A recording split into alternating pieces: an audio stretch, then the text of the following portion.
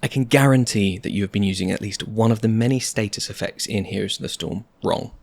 I know this because in the process of scripting this video, I learned things despite playing the game for nearly a decade. So if you are new to Heroes of the Storm, pay attention, as understanding what all of the buffs and debuffs do will drastically help your gameplay.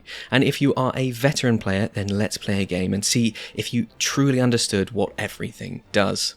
Let's start with all of the debuffs and Blind.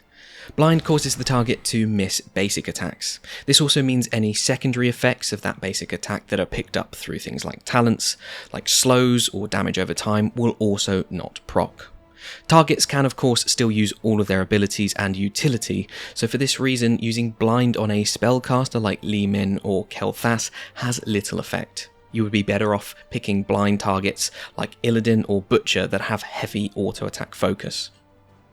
Next up we have Silence, the natural opposite to Blind. This prevents the target from using any abilities or skills, including those picked up through talents like Cleanse, but they can still basic attack. Silence effects are therefore more effective on ability heavy characters, especially those with cast times, as they can also be used to interrupt casting. Understanding what Silence does is super critical, as it can turn the tide of an engagement, plus there are several other effects that also apply a Silence secondary. For example, Fear. Fear silences the target, prevents basic attacking, as well as causing the target to move away from a given point. This is great at singling out a target or dispersing to help aid escape.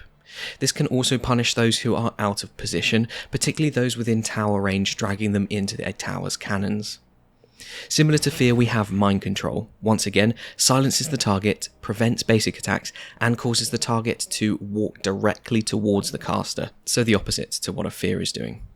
Because this is a single target ability, it is a little bit easier to focus on the desired target than a Fear effect, which is an AoE and sometimes affects unwanted targets. Next up we have Polymorph. Once again this applies a silence, prevents basic attacks but does not alter the target's movement in any way, giving them the ability to escape. It also has the unique effect of turning the target into a sheep, which is pretty funny. This is best used to disrupt but can be used to aid in engagements. It is also particularly useful to guarantee a kill on low health targets that have a get out of jail free button, like Tracer's Recall or Gul'dan's Demonic Circle. The last of the secondary silence effects is Taunt. This silences the foe, but causes them to basic attack the caster. This is great at engaging out of position or squishy characters, but it can go wrong if you accidentally target one with good basic attack, like Illidan and Butcher that I mentioned earlier. Next up, and a rather simple debuff, or so you think, Revealed. This allows the caster to see the target even if out of sight, cloaked, or within a bush. Information and vision are key to a successful team, so don't underestimate how strong this can be. You may not know this, but it also reveals cloned enemies from the real one. For example, revealing Samuro or Nova's clones make them lose colour and desaturate, highlighting the real one. Also, you will find that core, forts and keeps naturally reveal targets with their passive True Sight, so it won't be a surprise that a fort has been pushed down. Next up we have Root. This stops the target from moving, as well as preventing most movement-related abilities, and will affect targets that are even mid-movement ability, like Dash for example. Rooted targets are still of course able to basic attack and cast most abilities, so they are still capable of defending themselves. Roots then are super good at capitalizing on out-of-position characters, chasing or facilitating a retreat. Roots are however commonly countered by cleanse abilities, which is what you will see lots of support players pick up. Next up we have Stunned. This prevents the target from doing anything, moving, attacking, casting abilities. It also interrupts casting and once again countered by cleanse. Stun abilities are the secondary effect of lots of other hero abilities, so bear this in mind when selecting comps.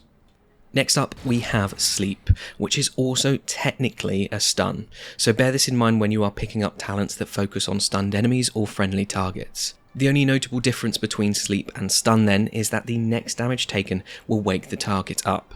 Slept enemies can therefore be woken up very quickly if you are not careful, so communication is super helpful. The only notable exception to this rule is any damage over time effects, dots, casted on the target before being slept will not wake them up. Damage over time casters therefore synergize well with sleep users like Anna and Mal'Ganis. And lastly, we have Time Stopped. This is a rather unique effect that pauses all actions, including movement, basic attacks, abilities, cooldowns, buffs, you name it. However, this is only a temporary reprieve. Actions that were mid-animation will resume as soon as the time stop ends. For example, if the target was midway through casting their ultimate, this will resume once the time stop finishes.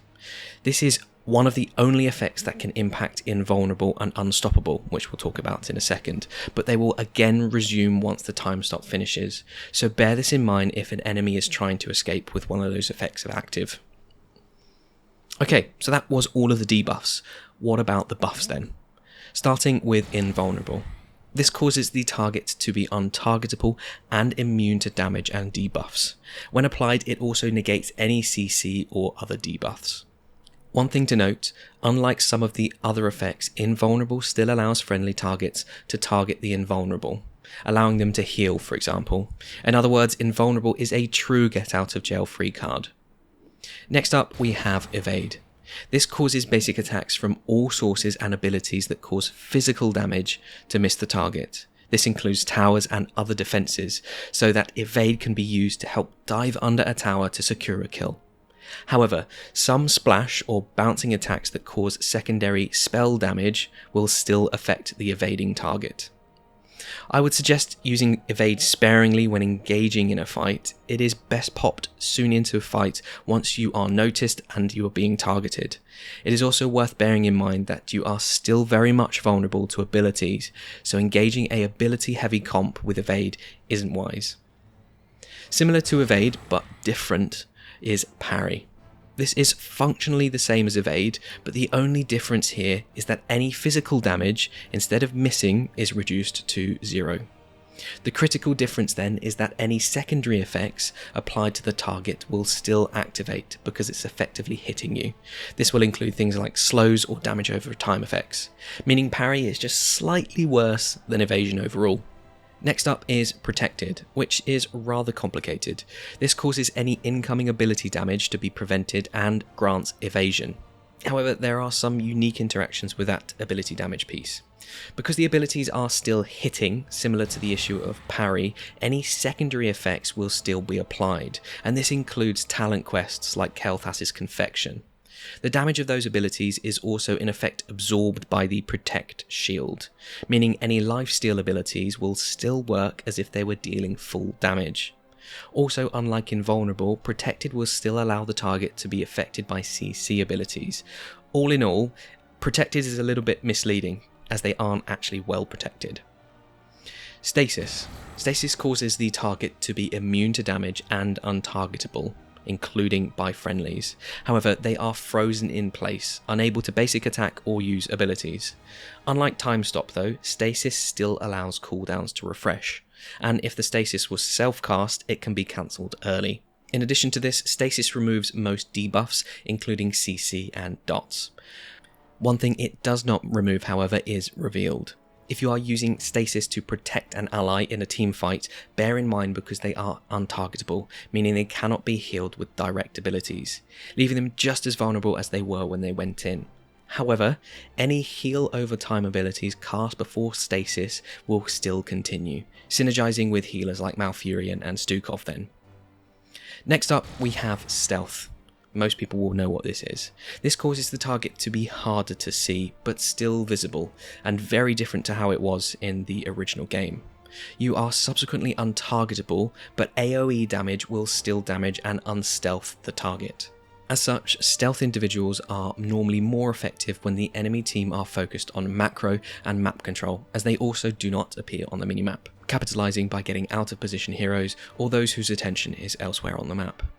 In addition to stealth, you also have a couple of states, including invisible, which is a true state of invisibility, and unrevealable, which prevents a target from being unstealthed despite taking damage. The penultimate buff then, unkillable. This prevents the user's health from dropping below 1. Similar to Protected, any overkill damage is still in effect absorbed by the unkillable, causing it to register in talent quests and activate lifesteal at full value.